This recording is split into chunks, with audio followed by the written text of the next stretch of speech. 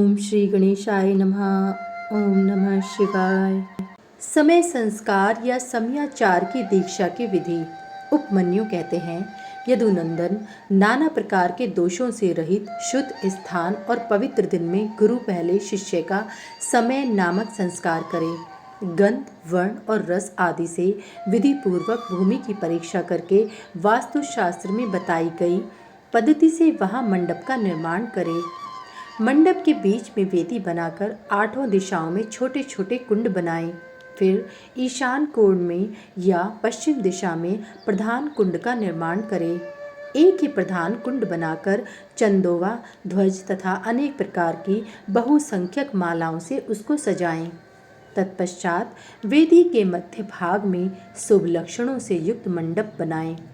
लाल रंग के सुवर्ण आदि के चूर्ण से वह मंडल बनाना चाहिए। मंडल ऐसा हो कि उसमें ईश्वर का आवाहन किया जा सके। निर्धन मनुष्य सिंदूर तथा अघनी या तिन्नी के चावल के चूर्ण से मंडल बनाए। उस मंडप में 1 या 2 हाथ का श्वेत या लाल कमल बनाएं। 1 हाथ के कमल की कर्णिका का 8 अंगुल की होनी चाहिए। उसके केसर 4 अंगुल में हों। शेष भाग में अष्टदल आदि की कल्पना करें। 2 हाथ की कमल की कर्णिका आदि 1 हाथ वाले से दुगनी होनी चाहिए।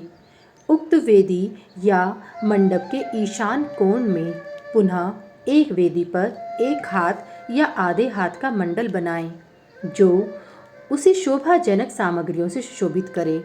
तत्पश्चात धान, चावल, सरसों, तिल, फूल और कुशा से उस मंडल को आच्छादित करके उसके ऊपर शुभ लक्षण से युक्त शिव कलश की स्थापना करें। वह कलश सोना, चांदी, तांबा अथवा मिट्टी का होना चाहिए। उस पर गंध, पुष्प, अक्षत, कुश और दूर्वा रखें। उसके कंठ में सफ़ेद सूत लपेटा जाए और उसे 2 नूतन वस्त्रों से आच्छादित किया जाए। उसमें शुद्ध जल भर दिया जाए। कलश में 1 मुट्ठा कुश अग्रभार ऊपर की ओर करके डाला जाए। सुवर्ण आदि द्रव्य छोड़ा जाए और उस कलश को ऊपर से ढक दिया जाए। उस आसन रूप कमल के उत्तर दल में सूत्र आदि के बिना झारी या गड़ुआ, वर्धनी, विशिष्ट जलपात्र, शंख, चक्र और कमलदल आदि सब सामग्री संग्रह करके रखें। उक्त आसन मंडल के अग्रभाग में चंदन मिश्रित जल से भरी हुई वर्धनी अस्त्र राज के लिए रखें। फिर मंडल के पूर्व भाग में पूर्ववत मंत्र युक्त कलश की स्थापना करके शिव की विधि पूर्वक महापूजा आरंभ करें।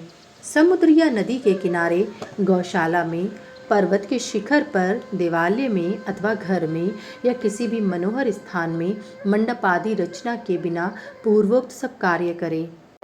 फिर पूर्ववत मंडल और अग्नि की वेदी बनाकर गुरु प्रसन्न मुख से पूजा भवन में प्रवेश करें।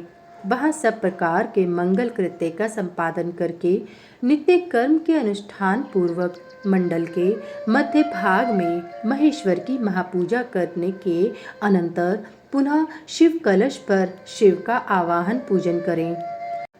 पश्चिमाभिमुख यज्ञ रक्षक ईश्वर का ध्यान करके अस्त्र राज की वर्धनी में दक्षिण की ओर ईश्वर के अस्त्र की पूजा करें। फिर मंत्र युक्त कलश में मंत्र तथा मुद्रा आदि का न्यास करके मंत्र विशारद गुरु मंत्र याग करें। इसके बाद देशी कशी रोमिणी गुरु प्रधान कुंड में शिवाग्नि की स्थापना करके उसमें होम करें। साथ ही दूसरे ब्राह्मण भी चारों ओर से उसमें आहुति डालें। आचार्य से आधे या चौथाई होम का उनके लिए विधान है। आचार्य शिरोमणि को प्रधान कुंड में ही हवन करना चाहिए। दूसरे लोगों को स्वाध्याय, श्रोत्र एवं मंगल पाठ करना चाहिए। अन्य शिव भक्त भी वहाँ विधिवत पूजा करें। नित्य गीत, वाद एवं अन्य मंगल कृत्य भी होने चाहिए।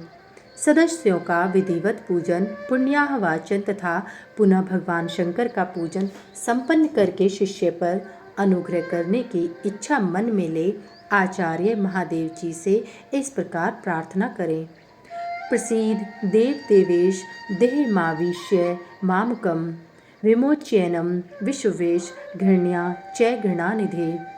देव देवेश्वर प्रसन्न होइए।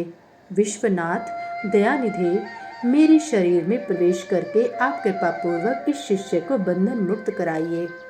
तदंतर मैं ऐसा ही करूँगा। इस प्रकार इष्ट देव की अनुमति पाकर गुरु उस शिष्य को जिसने उपवास किया हो या हविष्य भोजन किया हो अपने निकट बुलाएं। वह शिष्य एक समय भोजन करने वाला और विरक्त हो, स्नान करके प्रातःकाल का कृत्य पूरा कर चुका हो, मंगल कृत्य का संपादन करके प्रणव का जप और महादेव जी का ध्यान कर रहा हो। उसे पश्चिम या दक्षिण द्वार के सामने मंडल में कुश के आसन पर उत्तर की ओर मुंह करके बिठाएं और गुरु स्वयं पूर्व की ओर मुंह करके खड़ा रहे। शिष्य ऊपर की ओर मुंह करके हाथ जोड़ ले। गुरु प्रोक्षणी के जल से शिष्य का प्रोक्षण करके उसके मस्तक पर अस्त्र मुद्रा द्वारा फूल फेंककर मारे। फिर अभिमंत्रित नूतन वस्त्र आधे दुपट्टे से उसकी आंख बांध दें। इसके बाद शिष्य को दरवाजे से मंडल के भीतर प्रवेश कराएं। शिष्य भी गुरु से प्रेरित हो शंकर जी की 3 बार प्रदक्षिणा करे। इसके बाद प्रभु को सुवर्ण मिश्रित पुष्पांजलि चढ़ाकर पूर्व या उत्तर की ओर मुंह करके पृथ्वी पर दंड की भांति गिरकर साष्टांग प्रणाम करे। तदंतर मूल मंत्र से गुरु शिष्य का प्रोक्षण करके पूर्ववत अस्त्र मंत्र के द्वारा उसके मस्तक पर फूल से ताड़न करने के पश्चात नेत्र बंधन खोल दें। शिष्य पुनः मंडल की ओर देखकर हाथ जोड़ प्रभु को प्रणाम करें। इसके बाद शिव स्वरूप आचार्य शिष्य को मंडल के दक्षिण अपने बाएं भाग में कुश के आसन पर बिठाएं और महादेव जी की आराधना करके उसके मस्तक पर शिव का वरद हाथ रखें। मैं शिव हूँ।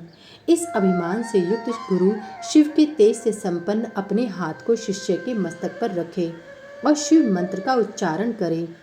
उसी हाथ से वह शिष्य के संपूर्ण अंगों का स्पर्श करे। शिष्य भी आचार्य रूप में उपस्थित हुए ईश्वर को पृथ्वी पर गिरकर साष्टांग प्रणाम करे। तदंतर जब शिष्य शिवाग्नि में महादेव जी की विधिवत पूजा करके 3 आहुति दे ले, तब गुरु पुनः पूर्व शिष्य को अपने पास बिठा ले। कुशों के अग्रभाग से उसका स्पर्श करते हुए विद्या या मंत्र द्वारा अपने आप को उसके भीतर आविष्ट करे। तत्पश्चात महादेव जी को प्रणाम करके नाड़ी संधान करे। फिर शिव शास्त्र में बताए हुए मार्ग से प्राण का निष्क्रमण करके शिष्य के शरीर में प्रवेश की भावना करे। साथ ही मंत्रों का तर्पण करे। मूल मंत्र के तर्पण के लिए उसी के उच्चारण पूर्वक 10 आहुतियां देनी चाहिए।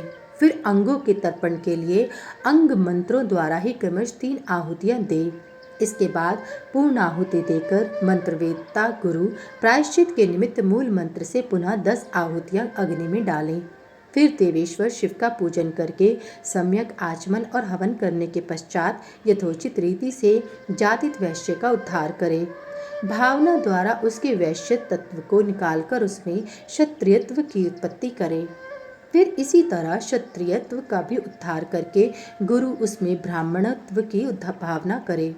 इसी प्रणाली से जातित क्षत्रिय का भी उद्धार करके ब्राह्मण बनाए। फिर उन दोनों शिष्यों में रुद्र तत्व की उत्पत्ति करे। जो जाति से ही ब्राह्मण है उस शिष्य में केवल रुद्र तत्व की ही स्थापना करे। फिर शिष्य का प्रोक्षण और ताड़न करके उसके आग की चिंगारियों के समान प्रकाशमान शिव स्वरूप आत्मा को अपनी आत्मा में स्थित होने की भावना करें। तदंतर पूर्वोक्त नाड़ी से गुरु मंत्रोच्चारण पूर्वक वायु का रेचन निसरण करे। वायु का निसारण करके उस नाड़ी के द्वारा ही शिष्य के हृदय में वह स्वयं प्रवेश करे। प्रवेश करके उसके चैतन्य का नील बंधु के समान चिंतन करे। साथ ही यह भावना करें कि मेरे तेज से इसका सारा मन नष्ट हो गया और यह पूर्णतः प्रकाशित हो रहा है। इसके बाद उस जीव चैतन्य को लेकर नाड़ी से संघार मुद्रा एवं पूरक प्राणायाम द्वारा अपने आत्मा से एकीभूत करने के लिए उसमें निविष्ट करे। फिर रेचक की ही भांति कुंभ द्वारा उसी नाड़ी से उस जीव चैतन्य को वहां से लेकर शिष्य के हृदय में स्थापित कर दे। तत्पश्चात शिष्य का स्पर्श करके शिव से उपलब्ध हुए यज्ञोपवीत को उसे देकर गुरु 3 बार आहुति दे। पूर्ण आहुति होम करे। इसके बाद आराध्य देव के दक्षिण भाग में शिष्य को कुश तथा फूल से आच्छादित करके श्रेष्ठ आसन पर बिठाकर उसका मुंह उत्तर की ओर करके उसके स्वास्तिकासन में स्थित करें। शिष्य गुरु की ओर हाथ जोड़े रहे, वह गुरु स्वयं पूर्वाभिमुख हो, एक श्रेष्ठ आसन पर खड़ा रहे और पहले से ही स्थापन पूर्वक सिद्ध किए हुए पूर्ण घट को लेकर शिव का ध्यान करते हुए मंत्र पाठ तथा मांगलिक वाद्यों की ध्वनि के साथ शिष्य का अभिषेक करे। तदंतर शिष्य उस अभिषेक के जल को पहुंचकर श्वेत वस्त्र धारण करे, आचमन करके अलंकृत हो हाथ जोड़ मंडप में जाएं। तब गुरु पहले की भांति उसे कुशासन पर बिठाकर मंडल में महादेव जी की पूजा करके करन्यास करे। इसके बाद मन ही मन महादेव जी का ध्यान करते हुए दोनों हाथों में भस्म ले शिष्य के अंगों में लगाएं और शिव मंत्र का उच्चारण करें। तदंतर शिवाचार्य मात्र का न्यास के मार्ग से शिष्य का दहन, प्लावन आदि सकलीकरण करके उसके मस्तक पर शिव के आसन का ध्यान करें और वहाँ शिव का आवाहन करके यथोचित रीति से उनकी मानसिक पूजा करें। तत्पश्चात हाथ जोड़ महादेव जी की प्रार्थना करें, प्रभु आप नित्य यहाँ विराजमान हो। इस तरह प्रार्थना करके मन ही मन यह भावना करें कि शिष्य भगवान शंकर के तेज से प्रकाशित हो रहा है। इसके बाद पुनः शिव की पूजा करके शिवारूपिणी शैवी आज्ञा प्राप्त करके गुरु शिष्य के कान में धीरे धीरे शिव मंत्र का उच्चारण करे।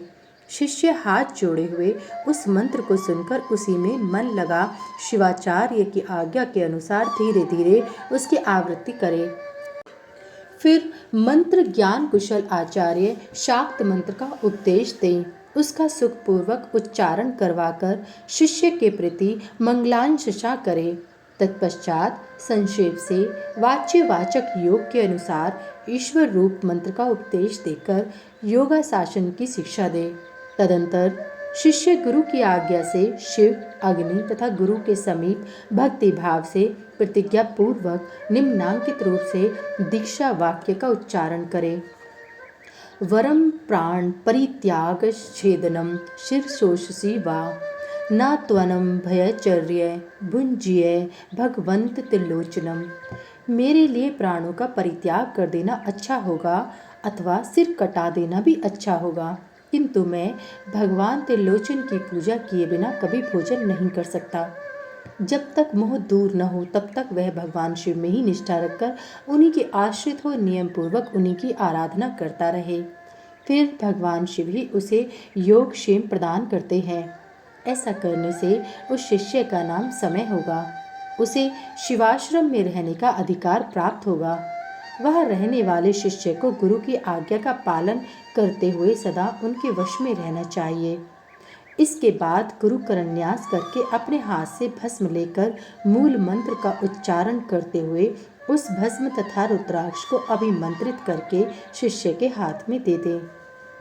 साथ ही महादेव जी की प्रतिमा अथवा उनका गुण, शरीर, लिंग और यथासंभव पूजा, होम, जप एवं ध्यान के साधन भी दें।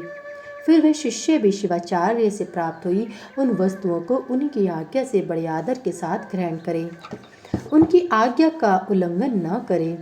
आचार्य से प्राप्त हुई सारी वस्तुओं को भक्ति भाव से सिर पर रखकर ले जाएं और उनकी रक्षा करें। अपनी रुचि के अनुसार मठ में या घर में शंकर जी की पूजा करता रहे। इसके बाद गुरु भक्ति, श्रद्धा और बुद्धि के अनुसार शिष्य को शिवाचार्य की शिक्षा दे। शिवाचार्य ने समयाचार के विषय में जो कुछ कहा हो, जो आज्ञा दी हो और जो भी कुछ बातें बताई हों, उन सबको शिष्य शिरोधार्य करे। गुरु के आदेश से ही वह शिवागम का ग्रहण, पठन और श्रवण करे, न तो अपनी इच्छा करे और न दूसरे की प्रेरणा से ही। इस प्रकार मैंने संक्षेप से सम्यांक संस्कार समयाचार की दीक्षा का वर्णन किया है। यह मनुष्यों को साक्षात शिवधाम की प्राप्ति कराने के लिए सबसे उत्तम साधन है। अध्याय 16 समाप्त। सभी वेद और पुराण सुनने के लिए हमारे इस चैनल को सब्सक्राइब करें और सभी वीडियो को लाइक करें। अगर मुझसे पढ़ने में कोई त्रुटि हो गई हो तो कृपया मुझे क्षमा करें और कमेंट में हर हर महादेव लिखना ना भूलें। भगवान भोलेनाथ की कृपा आप सब पर सदैव बनी रहे। हर हर महादेव। जय भोलेनाथ।